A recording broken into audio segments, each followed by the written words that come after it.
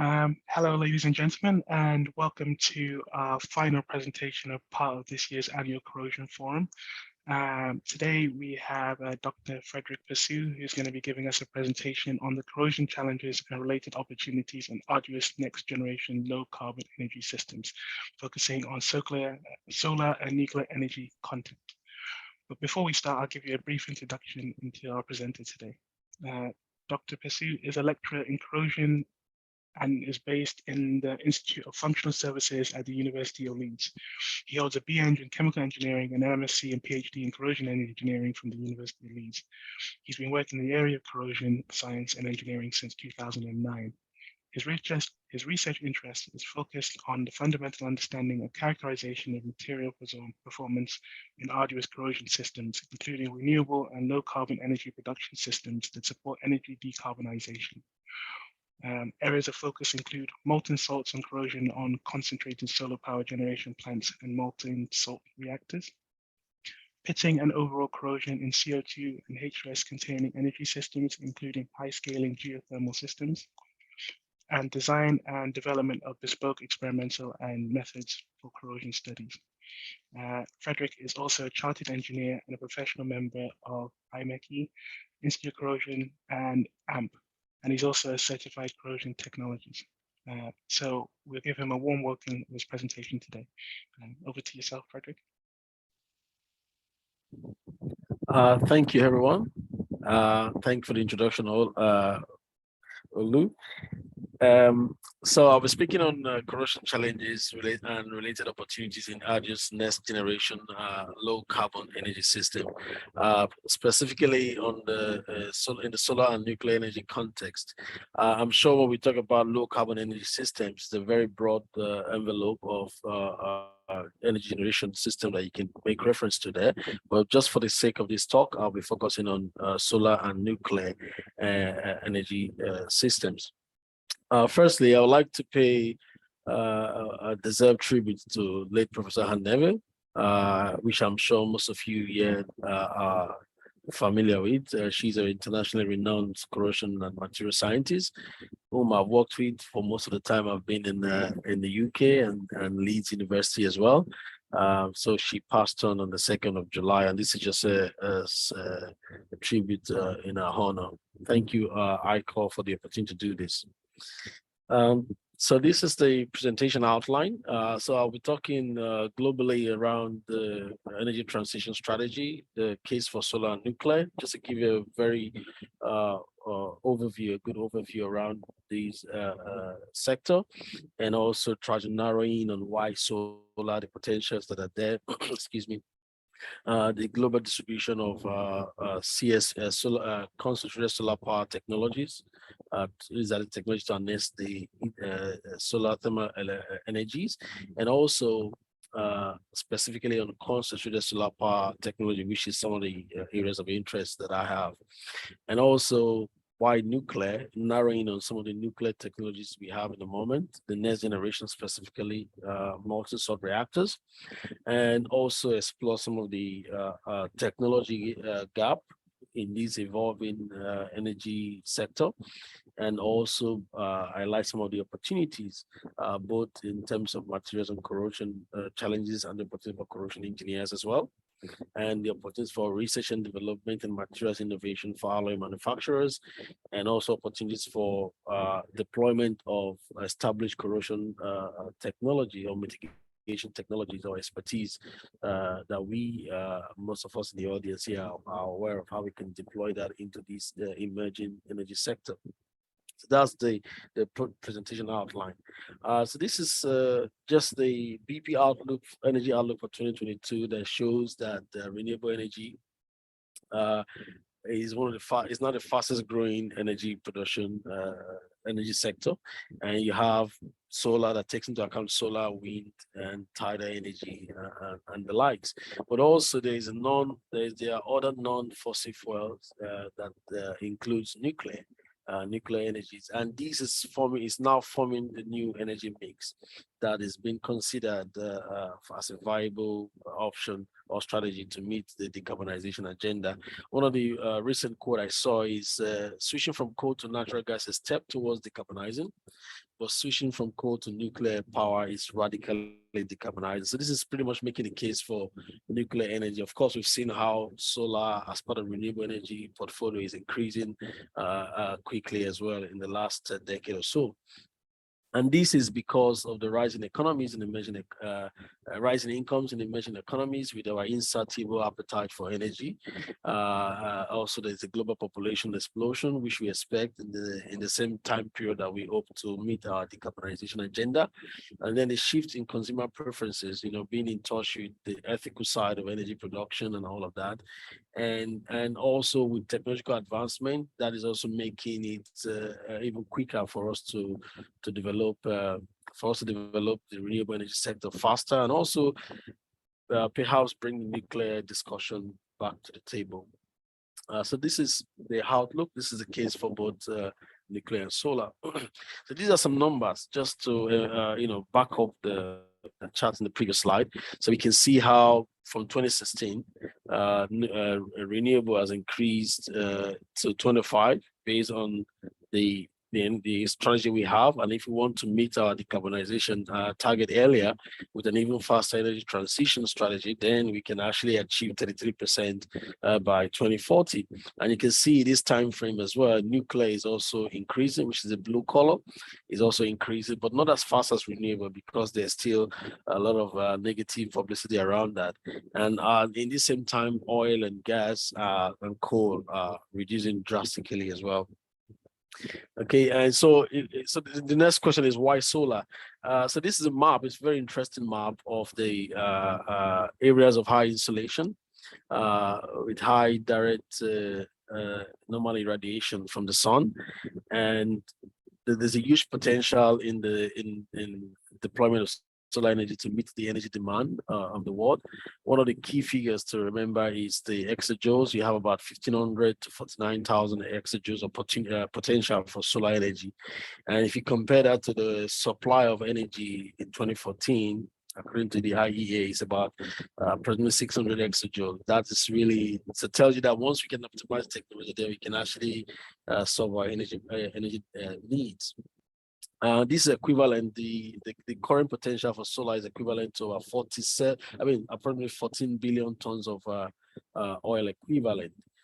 And if I take you back, you can see that the areas of high insolation are in North America, in South America, particularly Chile and some part of Brazil.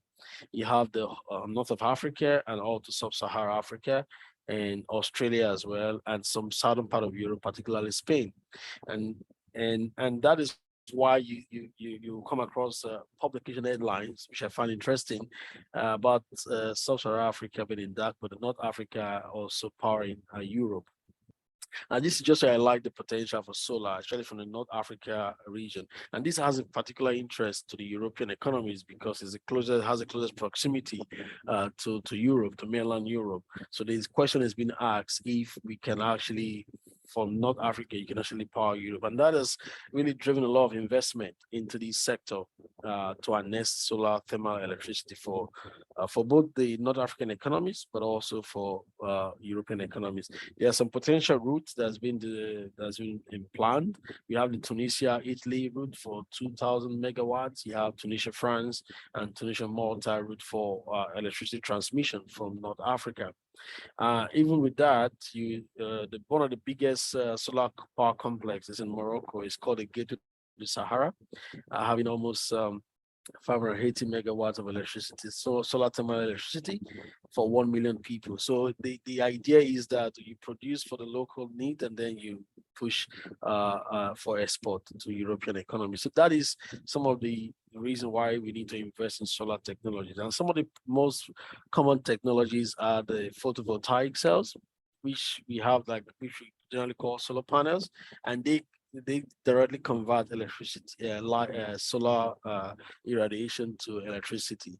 So we have that in most of our homes, even in the UK and most of Europe. I also have solar heating and cooling, SHC, which is solar radiation to deliver heat. But also you have the concentrated solar power plants, CSP plants. This is going to be the focus of what I'm going to be discussing in the rest of the presentation. But these pretty much convert concentrated heat. So it concentrates the heat from the sun and increase the thermal energy you can get, and they use to drive turbine and generate electricity. Now it has a potential for high efficiency, low cost, although there could be high initial investment costs, capital costs, and also low environmental impact, and most importantly, integrating of thermal energy storage systems. Now, these systems are very critical because it allows to deal with the intermittent supply of solar thermal energy. So this is part of what I'm going to be discussing in the next couple of slides. And in this arrangement of the CSP, considered solar power plant, is called a solar power tower. So the solar power tower allows the thermal storage system. So I'll just give a quick description of what I've just described at the solar power plant. So you have the heating hundreds or thousands of heliostats, and they reflect the heat, the irradiations to the receiver, where you have a heat transfer fluid running through. Now, the heat transfer fluid is to collect all the heat energy concentrated on the tower and use that to lead to the heat exchanger, where it transfers the heat to the steam, and then it creates superheated steam for energy generation. The potential for these same CSP to be used for provide the heat needed for blue hydrogen generation from natural gas is also there as well. Of course, we need to push the boundaries, the temperature boundaries, to be able to get the amount of heat we need. But that is being discussed. So that's the most common solar power technologies. But for this talk, I'll be focusing on the concentrated solar power plants as we go on. So this is a distribution of the solar power plants, where you have solar power plant projects taking place in the world, and you can easily overlap these to the map I showed earlier on the direct normal irradiation, solar irradiation map I showed earlier on. So you can see majority of the activities you have in the US, you have in China, not so much in Europe, not in England, because you don't have a lot of sun, but in south of Spain, you have a lot of activity. In North Africa, and you have a lot of activities taking place. So Spain, USA, South Africa, Morocco, and China are very active, are big players. In the African markets, we might think there's no need for us in England, for instance, or UK to be involved, but there's a market there that is expected to attract, especially in North Africa, to attract up to $63 billion by 2040. And the investment is coming in from European countries to power major European economies. So that's the region there. Just that alone in Sub-Saharan Africa and North Africa can do that. And you have, of course, that if the technology is harnessed and improved on, there is a potential that by 2050 you'll be able to harness the CSP will be contributing 27% of global energy needs, and also 11% of the global electricity production by 2050. So these are some of the numbers behind, the solar power plant technology, concentrated solar power plant technology. So I have, so this is just a breakdown of the working of a concentrated solar power plant. I have a video to show, but I'll just describe briefly, then I'll show the video, and then you can see what I'm trying to say. So you have a concentrator, which are the heliostats. In the case of the NOR project in Morocco, you have hundreds of thousands of heliostats just in a massive field. It's a massive field, and then they concentrate the solar irradiation to a receiver, right, which has a heat transfer fluid running through, and that heat transfer fluid is to take away the heat from the receiver to either a storage tank. That is the case where you have a thermal energy storage system involved in the system. If not, it just goes straight to the heat exchanger, to the power block Rankine cycle, where it transfer the heat from the heat transfer fluid to steam, and then that to power your turbine. And then the exit from the turbine is a super cooled or subcooled steam that goes back is recycled back to the receiver, and the loop continues during the daytime. Okay, the East thermal energy storage part that comes in is like storage tanks. That is to accommodate for when there's no direct solar radiation in the evening and there is need for energy. So you turn on the tap for from the hot storage tank, and then it goes and feed the turbine. So that's the way it works. And I will just play this video just to 2 minutes video for us to see more about how it works in practice. Solar reserves technology, typically referred to as concentrated solar power, uses thousands of mirrors to reflect and concentrate sunlight onto a central point to generate heat, which in turn is used to generate electricity. More than 10,000 tracking mirrors called heliostats reside in a 4 square mile field where they reflect and concentrate sunlight onto a large heat exchanger called a receiver that sits atop a 550-foot tower. Within the receiver, fluid flows through the piping that forms the external walls. This fluid absorbs the heat from the concentrated sunlight. In solar reserves technology, the fluid utilized is molten salt, which is heated from 500 to over 1,000 degrees Fahrenheit.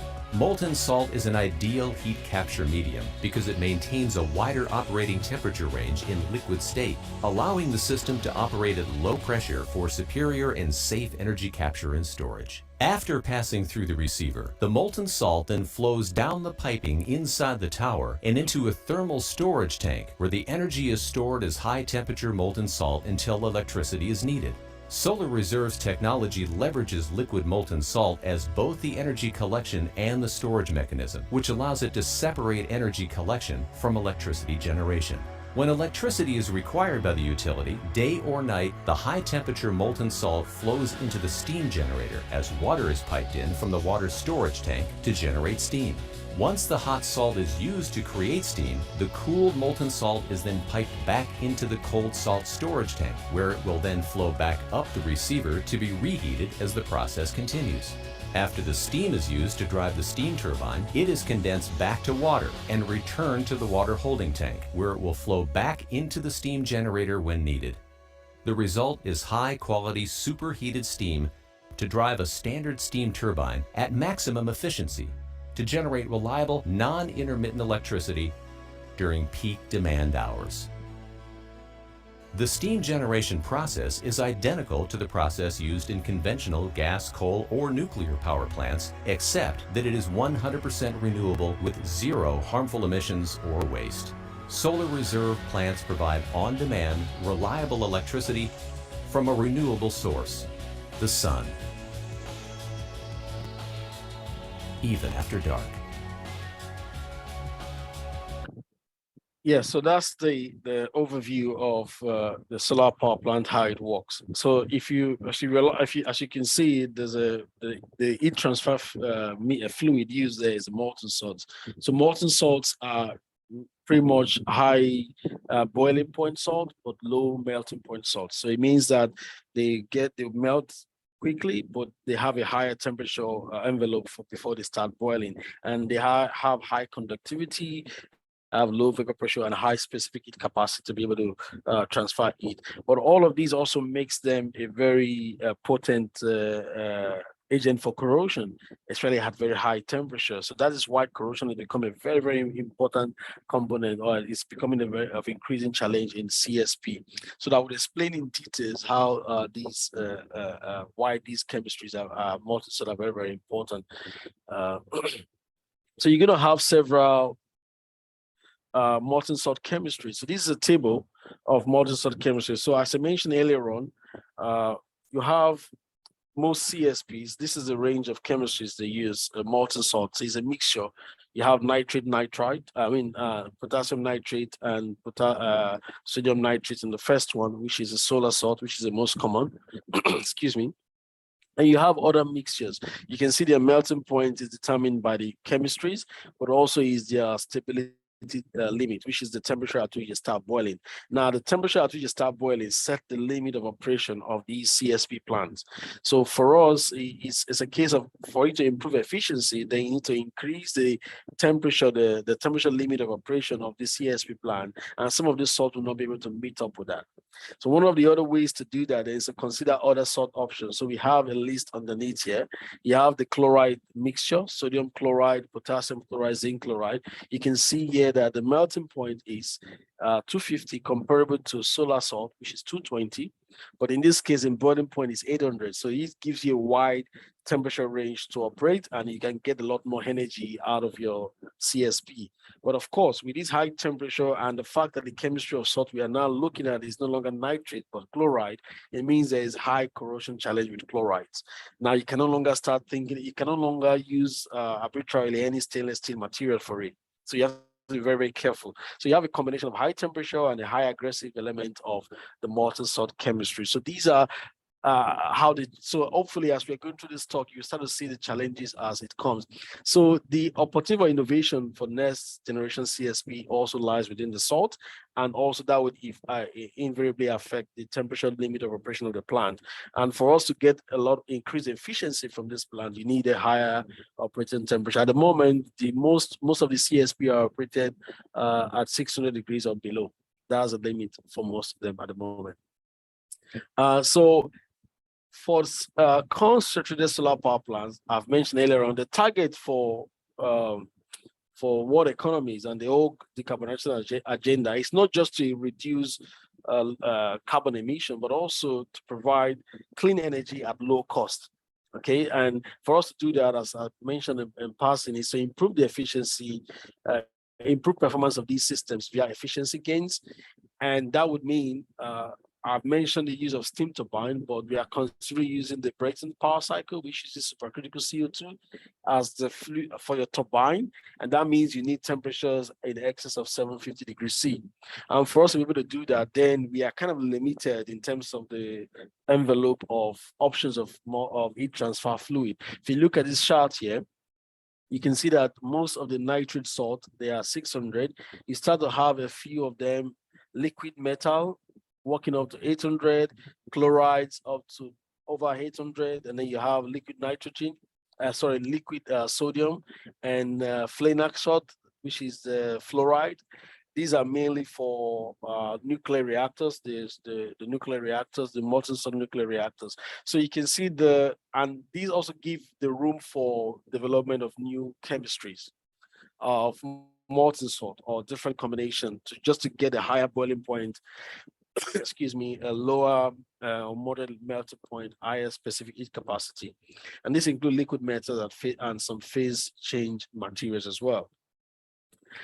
So that's on the nuclear side. I just want to talk, on the solar side, I just want to talk briefly about the nuclear, why nuclear energy. And then together you can see where the corrosion challenges and see where the similarity comes in, particularly in terms of the focus of this talk. Of course, I've mentioned that nuclear energy has always had challenges with the Fukushima disaster. And as a result, there are a lot of negative publicity that comes with that. There's issues with cost. There's usually issues with regulation, uncertainties. Recently, I think France or Germany shut down most of their nuclear reactors, but it might be back on again in the push to meet the decarbonization targets. The Hinkley Power Point C power plants, there's a shifting of dates and all of that. That is very inconvenient. It doesn't really help the push for nuclear energy to be part of the energy mix. So that's on the challenges side, but it still remains a critical part because, of course, we know that we cannot meet the nuclear energy demand, the clean energy demand quickly, the target quickly without having nuclear as part of the mix. But we have to think and rethink how effectively that can be done. And the UK, from a policy point of view, UK government plans to increase nuclear electricity by fourfold by 2050. So there's push to kind of show that this is possible. I think from a scientific point of view, it's been clear that the technology has improved in terms of dealing with nuclear waste, but politically we've not really made it at that point yet. And so, but nuclear still provide an efficient and low carbon source of baseload energy and electricity for what we need to meet our decarbonization targets.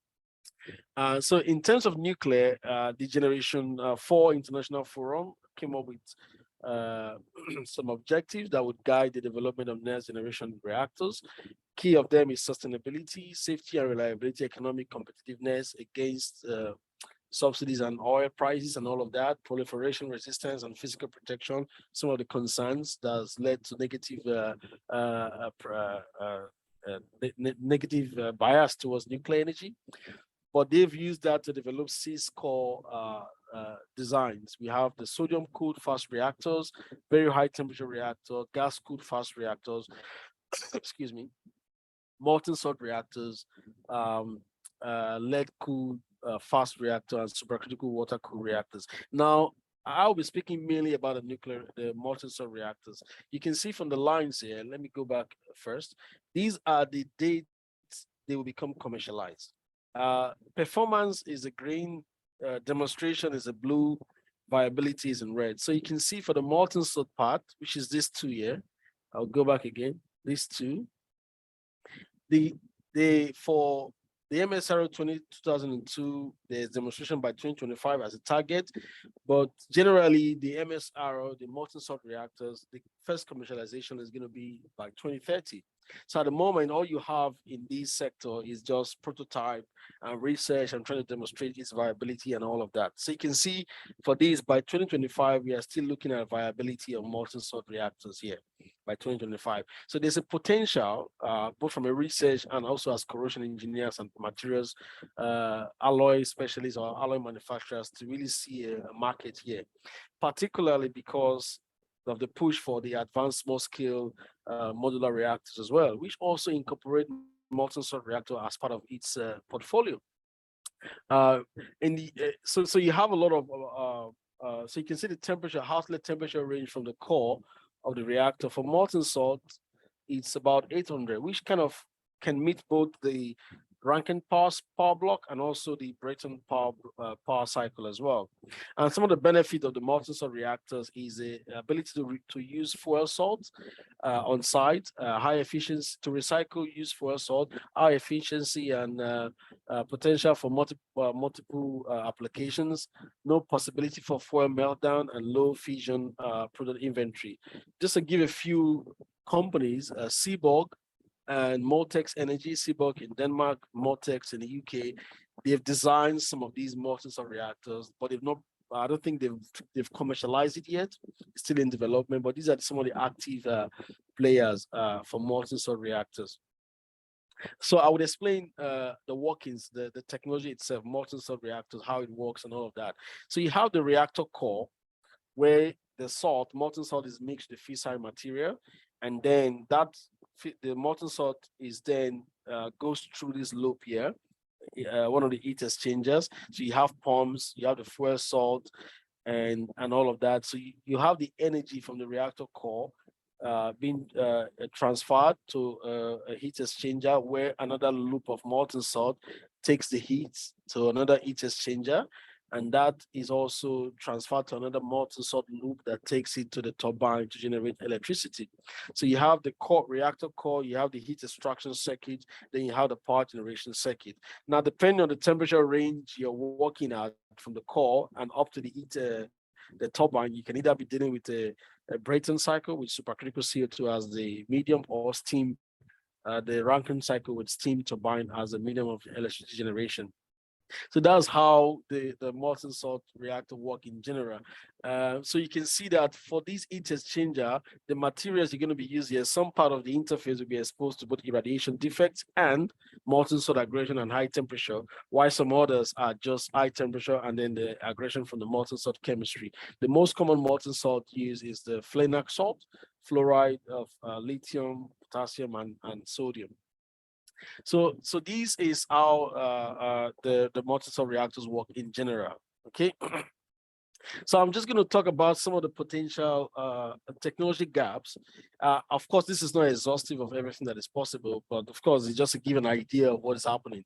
Again, it starts from the target to reduce cost of renewable electricity and renewable and low carbon electricity, and also increasing performance above 50% for these plants, and the potential of using Brayton power cycle at higher temperatures. But most importantly, I know we are still dealing with the physics, trying to sort out the physics of fusion nuclear fusion technology.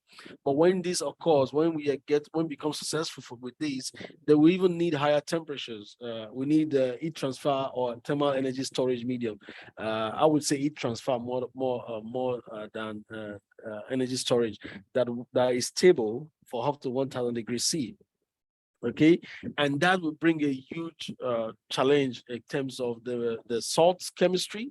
What kind of salt chemistry we need as heat transfer medium? What kind of materials do we need to use? Would materials now become the new non-renewable resources because we need to be replacing them? Can we develop new ones? These are some of the gaps. And the thermal energy storage, the solar receiver, the pumps, the valves, new designs for these underflow conditions. What are the potential for material degradation here? The piping, salt to water heat exchanger, salt to supercritical CO2 heat exchanger, different kind of corrosion depending on the interface you're looking at. So these are some of the opportunities that that avail itself to both those in academia like myself, those into alloy manufacturing, and also corrosion engineers that want to deploy some of their expertise as well. Okay, and the key in terms of the challenges, it stems from the fact that some of the most favorable thermophysical properties that we desire include low corrosion behavior with affordable containment material. Now, affordable cost is a very important part. For a typical 100 megawatt CSP plant in South Africa, it takes up material cost takes up 31% of the cost, the initial cost of initial investment. And of course, the salt stability, because once some of this salt becomes unstable, it starts to boil, the corrosion becomes even higher. And also we've had examples of zinc-based or magnesium-based chloride as the salt options, molten salt options, but they are very highly corrosive. So there's need for optimization of these salt chemistries. One of these tests which we published early this year was to show that depending on the gas atmosphere you have, your nitrate, your potassium and sodium nitrate salt mixture quickly changes to nitrite after 2 weeks, depending on if you're looking at isothermal with oxygen or isothermal without oxygen. So you can see how the amount of nitrite changes within the salt. And nitrite comes from the breakdown of the nitrate salt. And the higher amount of nitrite, which you can see on this third one, under thermal cycling, you get high corrosivity. The aggressiveness of the environment, the salt becomes even higher. And all of this is within the 600 degree temperature range. So it's just about time and all of that, and gas atmosphere.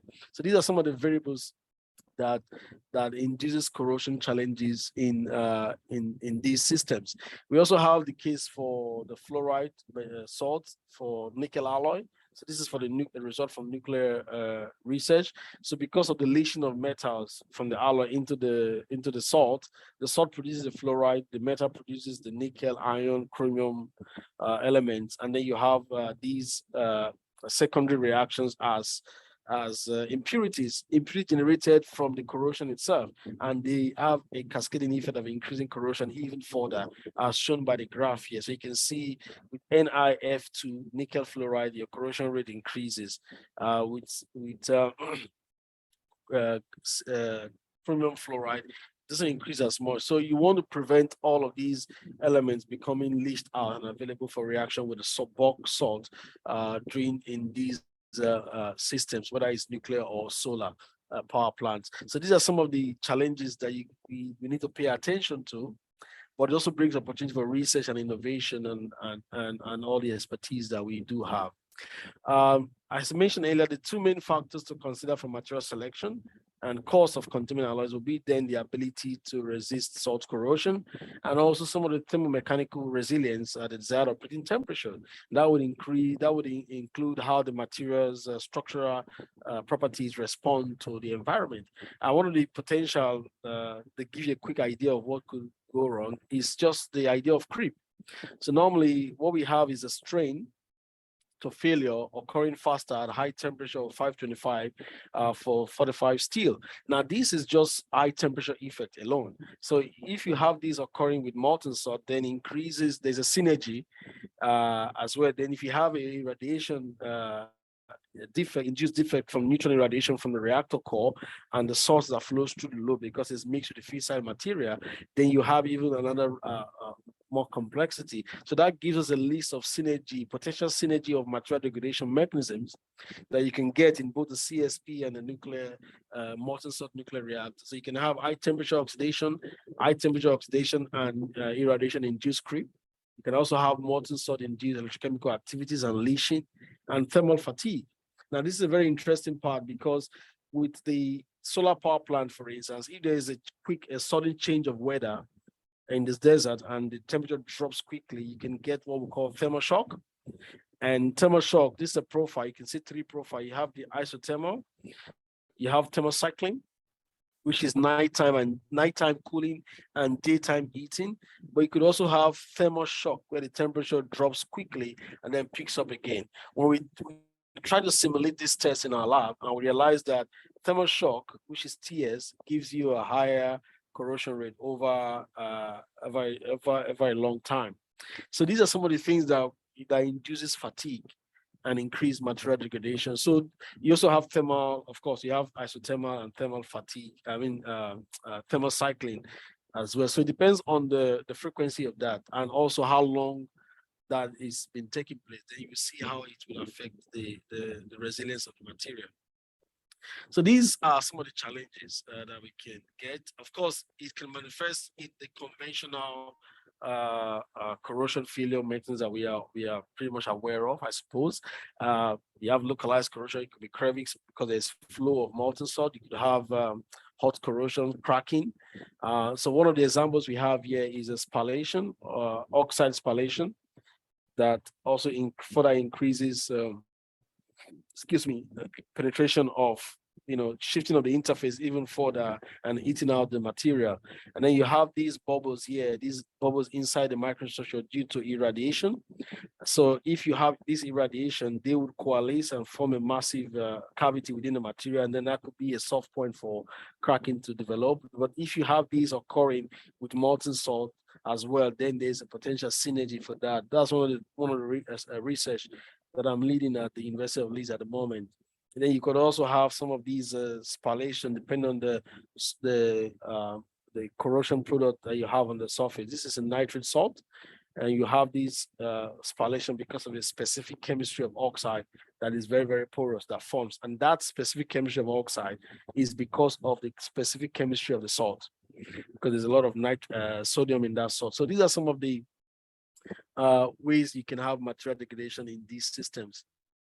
Now, in terms of opportunities for R&D and material innovation, this is very interesting because, of course, for those in academia, we're trying to lead on this process. So you can see the bulk material at this point, and you can see the interface where you have the metal oxide, and this is a bulk of the molten salt.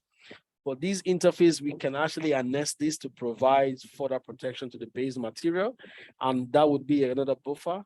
And if this can be developed to become more resilient, then you can as well afford to use cheaper substrate materials at the base material to reduce the cost of materials. And one of the ways to think about that is to try to use surface treatment or functionalize the soft interface on its own by forming oxide, or you can even tell a guide how the oxide will form. One of the ways of doing that is to introduce transition metal additives to the interface. You can add aluminum and some other alloys, and that would form different kind of oxide or spinel that becomes more resilient and provide barrier to further corrosion. Excuse me. They've explored using magnesium additives to control the redox potential. That's the electrochemical aggressiveness of the salt in some cases, and also trying to make sure the gas atmosphere, depending on the salt chemistry, is controlled as much as you can. And all of these innovation can be applied to these sections of these CSPs, concentrated solar power plant and molten salt reactors, from the pumps to the solar receiver, which has the highest temperature exposure, to the pipings, to the heat exchangers, and just for general material selection, depending on the sections you're focusing on. So that's where the opportunity for research and innovation comes in, where we can collaborate with the industry and make give some advice. The other part is on new material design. I've mentioned earlier on that very soon alloys will become the new non-renewable resources, because in the push to meet the global energy demand, and that will mean working in more hazardous environment. But there's also a new development of what we call the higher entropy alloys. So these high entropy alloys that are, instead of having in stainless steel, you have about 75% of iron, 20% of chromium and other alloying element. In this case, you have 5 or more equimolar equal amount of alloying elements. So you have equal amount of iron, nickel, chromium, aluminum, all mixed together to give you a very, very improved property. One of them includes high temperature application, high strength, high structural ability, and all of that. So this is it's been in the industry for the past 10 years now. But what we are exploring, or what alloy manufacturers, which I think some of them are part of the audience, is to see how we can explore these as coating. I have a research project trying to look at this at the moment. If you can transpose this as a coating onto the surface, then you can have a cocktail effect on spinel oxide and have a unique property of the spinel oxide on top of, say, a cheaper stainless steel material. And then you can have improved resilience for an extended period of time. And this allows us to really reduce the cost and still deliver a resilient interface to interact with molten salt and irradiation-induced defects and all the flow conditions and shear stress within the pipings. So these are some of the opportunities for alloy and material manufacturers. There's also an aspect I want to speak about quickly, which is on corrosion mitigation strategies. I know there's a lot of established corrosion mitigation strategies at the moment for the oil and gas industry, geothermal industry, catalytic protection, anodic protection, and use of inhibitors. But there's opportunity here for engineers in this field to see how we can transpose our expertise, maybe tweak them a little bit to meet this demand in these solar and nuclear or more arduous energy systems. One of them, which I find interesting, is anodic protection. How can we control the substrate material to a region where you can stabilize the oxides continuously, and that would, in a way, can be analogous to corrosion allowance, sort of. So when the oxide breakdown, it is enabled to reform quickly and provide resilience consistently.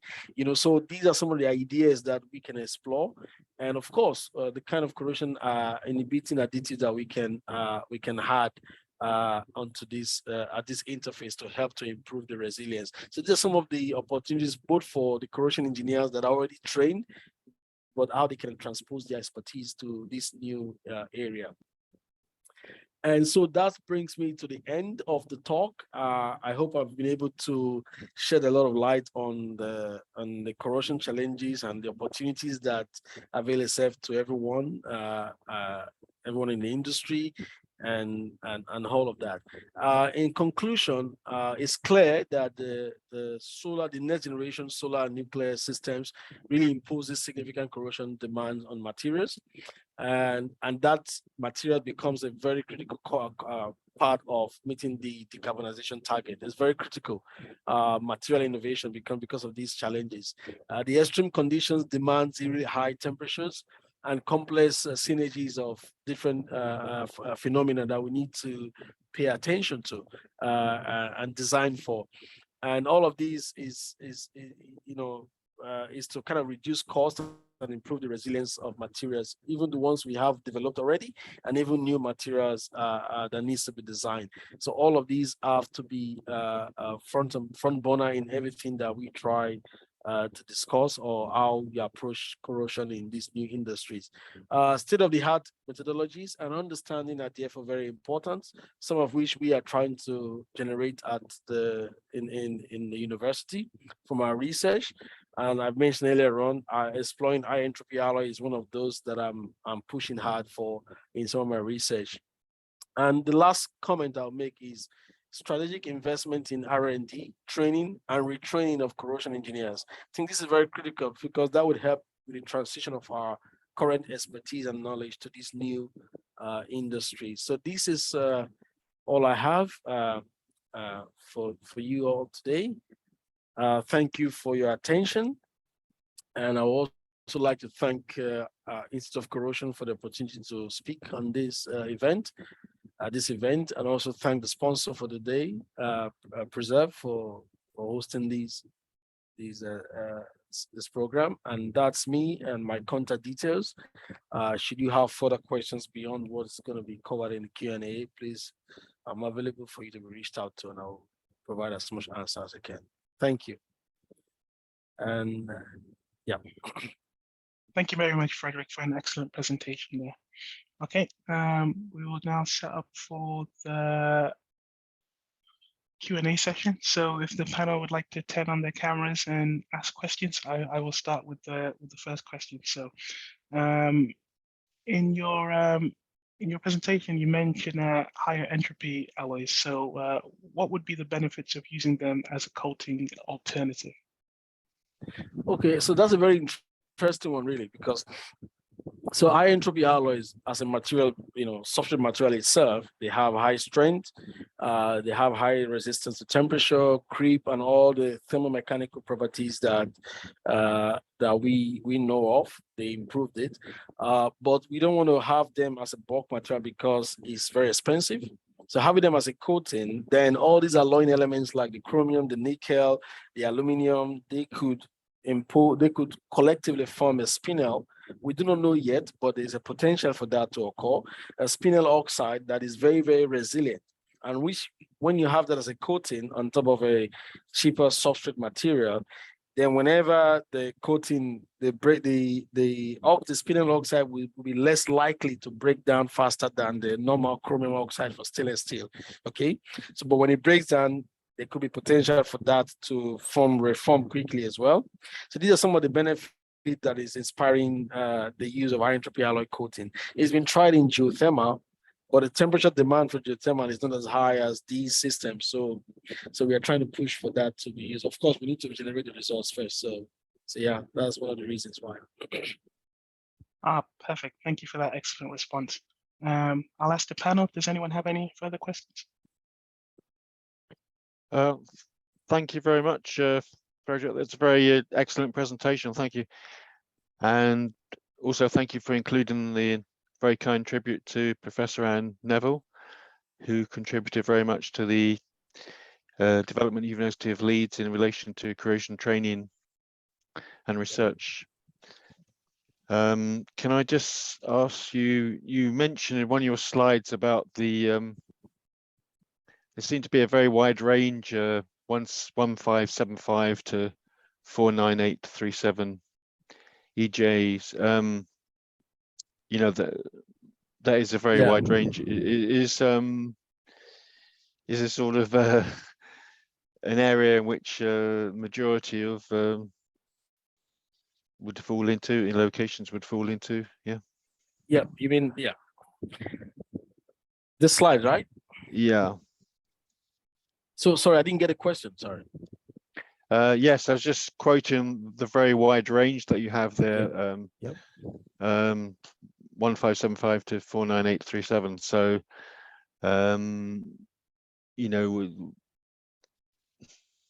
in terms of the most common range, which within that, what would that be, the most common range?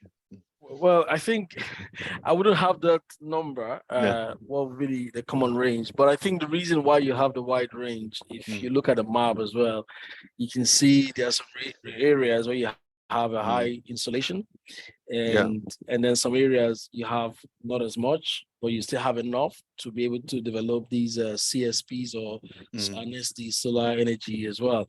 So in America, I think in the southwest of America, you can see you could be towards the high end in Arizona and those states. You will see those high range, but of course, it varies. But I think the most important thing is that within this range, the amount of energy, solar energy available, still dwarf what we have from in terms of the supply, and so it shows that if you can improve the technology, irrespective of the level of irradiation, you can still get something that can help to meet the energy demand. Thank you. But say generally be towards the higher end of the range, wouldn't it? Yes. Commercial applications. Or... Yeah, absolutely. Yeah. Okay. Okay. Thank you very much. Just one further question. I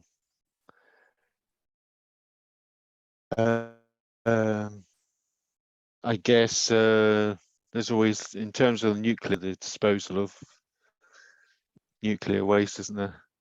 Yeah. Do you think that will ever be resolved? Well, I said in one of the presentation, I said the technology has improved in terms of nuclear waste management and the negative bias towards it. But I think the political wheel hasn't really matched up, but I don't want to get into the politics of that. So maybe that's what we need to get to that point. But generally speaking, I think with the development of molten salt reactors and small modular reactors, these new technologies, Rolls-Royce is leading some in the UK as well, but not molten salt. There's a potential that these waste will be better managed. And I think it's just a case of making policy aligned with current technology.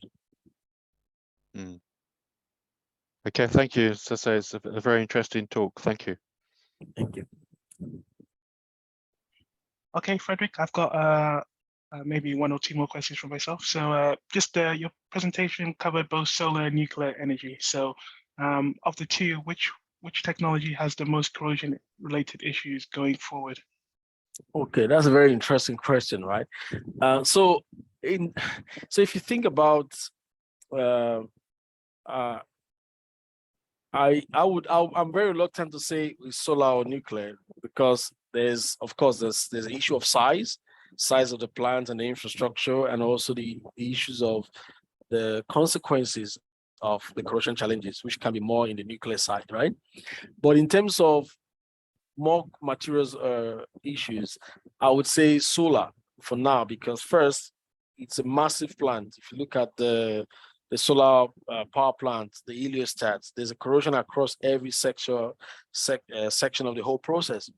The nuclear, we are now moving to small modular reactors, okay? And that means it's more small size, but of course, with small modular reactors, you're gonna have a lot more of these numbers, right? To be able to power some countries. So it depends on the context. Really, it's difficult to pinpoint, but for solar, it's fully established and you have a lot around the world, based on the distribution of these. So at the moment, I would say solar has more material challenges, both in terms of now and also the direction of flow of things in terms of the temperature we are pushing to with solar systems, and then the sheer number of volumes of these plants all over the world at the moment. So I would say, the market for solar is there.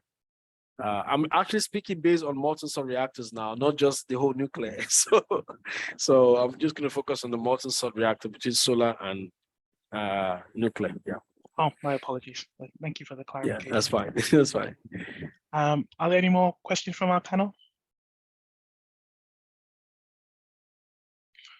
Okay, seems to be no more questions. So with that, I'd like to thank you again very much for presenting today, Frederick. A very detailed presentation, and I hope it resonates with our audience. If any of you have any further questions, please send them to our ICO Aberdeen email account or send them directly to Frederick, and we will look to set up a separate session afterwards where we can go through and answer them on your behalf. So thank you very much, and I hope you enjoyed today's presentation.